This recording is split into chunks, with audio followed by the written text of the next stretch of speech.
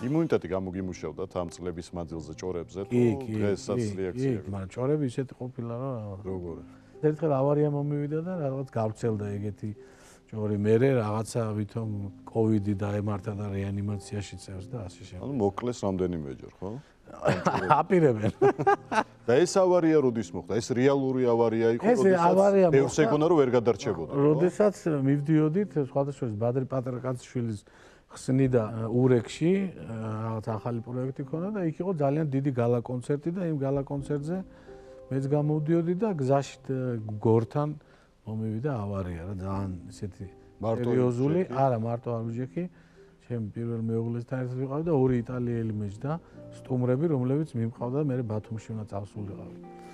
ანუ სერიოზული ავარია იყო. კი, სერიოზული ავარია, ერთი 5 ჯერ გამოვტრიალდი დიდი მანქანით და გადავრჩი, იმიტომ რომ უკან მოდიოდნენ მანქანები, ემათმა გააჩერეს და ქარელის სამანტყოფოში აღმოჩნდი. რა დაზიანებები ჰქონდათ?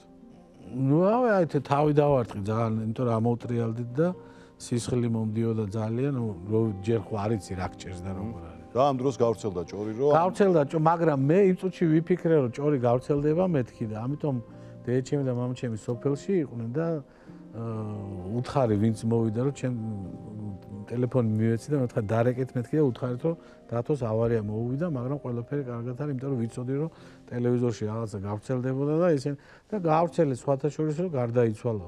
ანუ ყველას ეგონა რომ გარდაიცვალა. კი, ნუ ესეთი ჭორი გავრცელდა ტელევიზიაში. კიდევ კარგა მშობლების გაფრთხილება მოასწავლა. გამოცდილება მქონდა მაგის.